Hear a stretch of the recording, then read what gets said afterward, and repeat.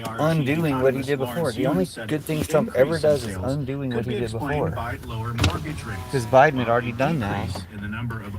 Trump undid it, was likely due to homeowners holding off and then he did it back. homes for sale during the winter.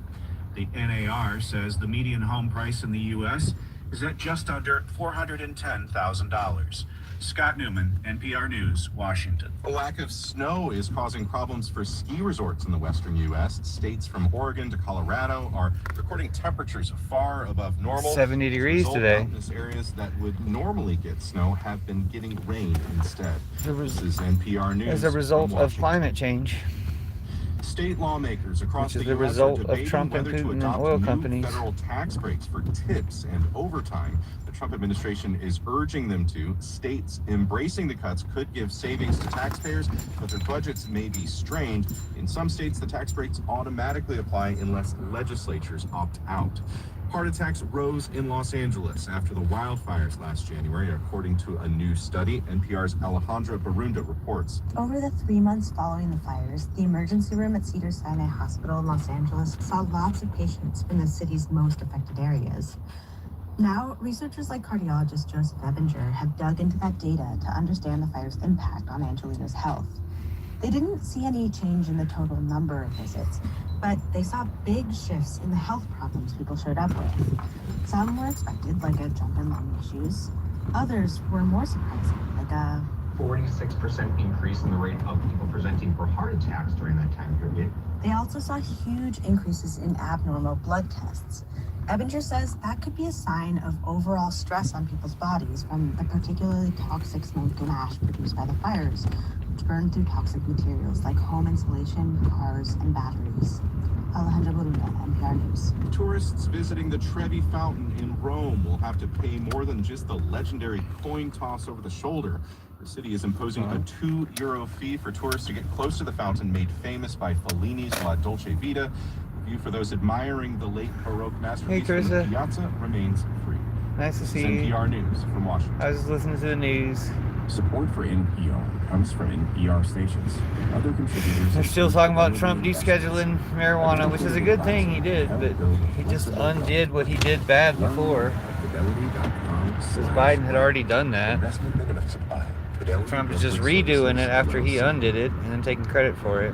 But I mean, it's good to reschedule marijuana. Oh, they should completely decriminalize it. Anyway, here's some pretty lights.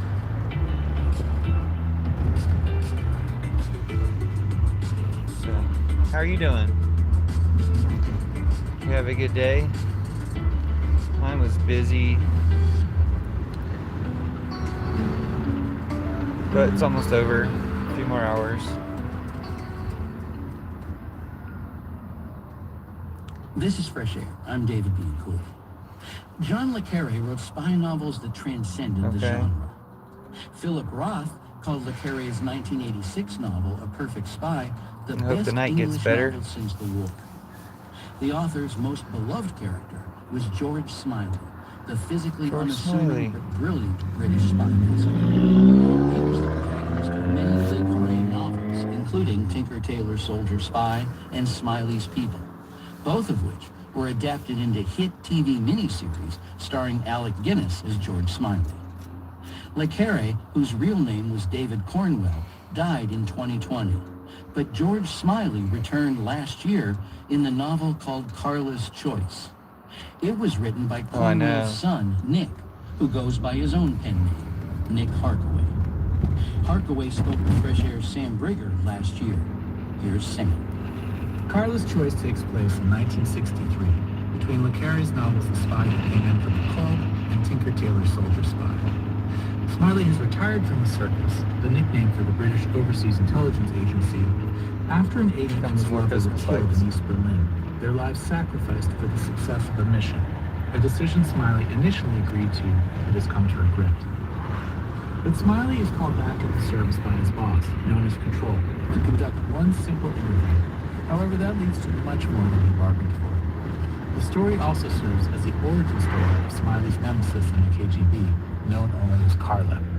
This is Nick Harkaway's first George Smiley novel, but his 8th overall. They include Tiger Man, Noma, and Titanium War. So Nick Harkaway, welcome to Fresh Air. Hello. Tell me, how did you decide to write a George Smiley novel, and why now? I actually decided not to. We had this conversation running inside the family because when we inherited the estate, the literary estate, we inherited an obligation to try to keep the name alive, but more than anything else, to keep the books in circulation and so on. And in this moment, the way that is by focusing attention on them through adaptations, through new material, through essentially commercial projects. So the conversation we were having was, what can we do to put the books back in everybody's mind? How do we fulfill this obligation? And the obvious thing is a new book. So I had a list in my head of people who would be amazing at writing a new George Smiley novel, and I had decided I wasn't going to suggest I should do it. I had firm reasons why I wouldn't. And we were having the meeting, and my brother Simon said, so before we get started, it's quite a compelling logic that it should be you. And I was like, yeah.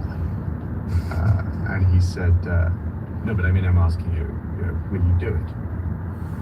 And in that moment, all of the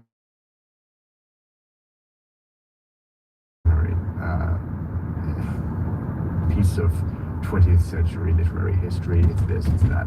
All these things became the reasons why I would. It must have been a pretty daunting task, though, cool. when you decided to actually start writing this book. Oh yeah, and I mean not past tense either. It's still daunting. It's still, and it'll be daunting after the book comes out. It'll probably be daunting for the rest of my life. Yeah, no, it's huge. But it's also, but again, that's why it's worth doing. You don't do things that are safe. You do things that are scary. And when I started doing it, yes, it was terrifying, but it also became something that I loved. What were some of the things in your head that you thought about that sort of overrode the anxiety or fear of writing this, that you were really excited to try to do in the novel? I mean, so no that, because I watched him write, I learned writing from him by osmosis, but we never really talked about writing very much. And so the idea of sitting down and holding the controls of the machine and operating it the way he did and working with those characters was a way to learn, which I wanted. Of course, talk a Anthony little bit Joshua about ever George take Smiley. Paul to answer your question.